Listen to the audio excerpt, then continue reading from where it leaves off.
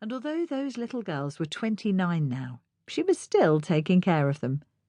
"So, who's in need this time?" he asked. "Helen." "Man trouble?" Paul asked, pretending he had even the vaguest idea of what the friends talked about. "In the absence of any man in her life, I shouldn't think so. I don't know what's up, Paul, and I won't find out until tonight, but I have to go." "I know." Having known Julia for 10 years and been married to her for 5 of those, Paul had long since accepted that although his wife would put him first in all other circumstances, when one of her friends called an emergency meeting, Julia would move heaven and earth to be there.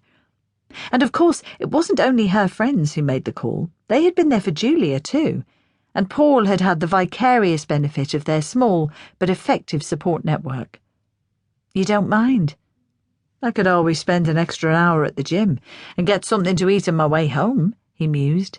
"Burn off enough calories to justify a takeaway, you mean?" That's an idea," he said, as if it had only just occurred to him. She smiled, and not for the first time reminded herself how lucky she was. There might be areas of her life that were lacking, but a loving husband was not one of them. "I love you." "I love you too, even with all your afflictions." "What afflictions?" she demanded. "Helen and Phoebe." Phoebe Dodd was standing in the hallway with her coat on, as she debated whether or not to stand outside in the rain for her lift to arrive, or wait for the arc of Julia's car headlights to sweep across the front of the house.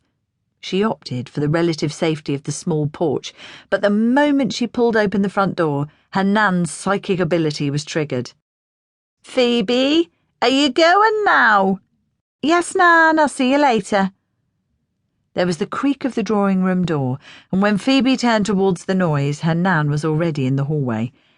86-year-old Teresa wasn't exactly nimble, and if Phoebe didn't know better, she had been lurking. The two shared a house that Phoebe had lived in for most of her life, but there was never any doubt that this was her grandmother's domain. Teresa had been left well provided for by her late husband, and the family home had been carefully maintained and extensively improved over the years. The triple glazing and heating system provided a tropical paradise in the midst of winter, and was currently making beads of sweat form on the back of Phoebe's neck. "Is it the elephant tonight?" "Yes, I told you," Phoebe answered patiently, suspecting the question was a test rather than a symptom of her nan's failing memory. And what time did you say you'd be back?" "Not late, and I've written down where I am on your reminder board in the kitchen just in case," she said. "Is there anything you need before I go?" Teresa sighed. "No, I'll be fine. You go off and enjoy yourself," she said, and before Phoebe could assure her that she would, her nan added, "But don't drink too much." "I won't." "You say that, but you have no self-control." Phoebe immediately proved her wrong by swallowing her annoyance and forcing a smile to her lips. "Stop worrying," she said. "Can I go now, Nan?" There was the sound of someone tapping on glass, and Phoebe turned to find Julia's bright, cheery face peering beneath her umbrella. Her friend wouldn't think to open the porch door without invitation, and such invitations were rare. While Phoebe would happily open up her home to her friends, it wasn't in her gift. "I thought you said you were going out with Helen, too." Teresa had crept close enough to spy Julia over Phoebe's shoulder. "She's meeting us there." "Us?" "Me and Julia." Phoebe kissed her nan dutifully on the cheek. "I'll see you later."